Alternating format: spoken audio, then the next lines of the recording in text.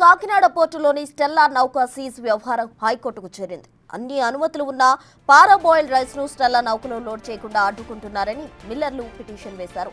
తమ బియ్యాన్ని నౌకలో లోడ్ చేయకుండా అడ్డుకుంటున్నారని Chitra agri export, Padmashri rice mill, Suryashri rice mill యజమానులు కోర్టును ఆశ్రయించారు.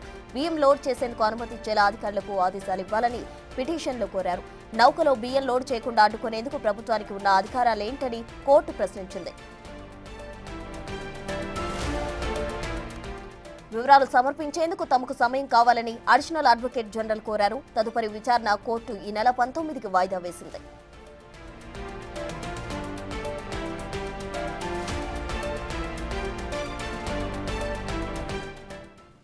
కాకినాడ పోర్టులోని స్టెల్లా నౌక సీజ్ వ్యవహారం ప్రజెంట్ ఇప్పుడు హైకోర్టుకు చేరింది. దీనికి సంబంధించి పూర్తి వివరాలు మా ప్రతినిధి శివ అందించేందుకు సిద్ధంగా ఉన్నారు. శివ,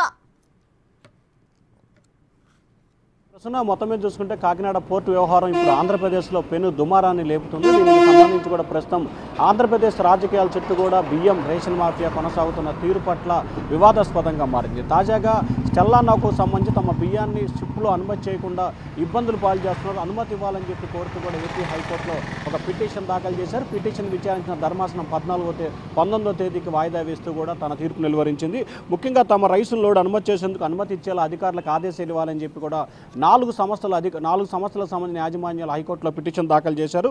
అయితే లోడ్ చేయకుండా Padmashri railway, agri export, Suryashri rice మిల్కి సంబంధించిన యాజమాన్యాలు ఈ ముగ్గురు కూడా హైకోర్టులో కొద్దిసేపటి పిటిషన్ దాఖలు చేశారు. పిటిషన్ విచారించిన ధర్మాసనం కూడా దీనికి సంబంధించి ఎందుకు అసలు బియ్యాన్ని ఎగుమతులకి ఆంధ్రప్రదేశ్ సంబంధించి బియ్యాన్ని ఎగుమతి చేసే అధికారం ఉందా లేదా, అలాగే ఉంటే ఎందుకు అడ్డుకున్నారు, లేకపోతే ఎందుకు చేస్తా ఉన్నారు, దీనికి సంబంధించి వివరాలు ఇవ్వాలని చెప్పి ఆదేశాలు జారీ చేయడం జరిగింది. అలాగే మిగిలిన అంశాలకు సంబంధించి కూడా తమ కౌంటర్ దాఖలు చేసేందుకు గడువు కావాలని చెప్పి కూడా అదనపు అడ్వకేట్ జనరల్ ప్రభుత్వ న్యాయవాదిని కోరటంతో కూడా 2 రోజుల పాటు వాయిదా వేస్తూ తన తీర్పునైతే వెలువరించారు. 19వ తేదీకి వాయిదా వేస్తూ కూడా ఏపీ హైకోర్టు నిర్ణయం తీసుకుంది. అయితే కాకినాడ పోర్టు వ్యవహారానికి సంబంధించి గత 2-3 రోజులుగా కొనసాగుతున్న వివాదానికి సంబంధించి ఈరోజు కలెక్టర్ ఒక ప్రకటన చేశారు. ఆ తర్వాత సాయంకాలం సివిల్ సప్లై శాఖ మంత్రి నాదెండ్ల మనోహర్ మరొక రకమైన ప్రకటన చేశారు. తాజాగా ఈ విభిన్నమైన ప్రకటనలతో తాము తీవ్రంగా నష్టపోతున్నాము, ప్రభుత్వం చేస్తున్న వ్యవహారం మూలంగా ఆర్థికంగా కూడా తాము నష్టపోతున్నాము, అలాగే పార్బాయిల్డ్ రైస్కు సంబంధించి ఎగుమతి చేసుకునేందుకు కొన్ని దశాబ్దాలుగా అనుమతి ఉంది, కానీ ప్రభుత్వం ఎందుకు అడ్డుకుంటుందో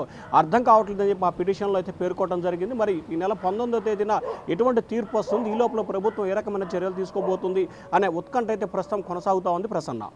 రైట్ శివ, థ్యాంక్ యూ.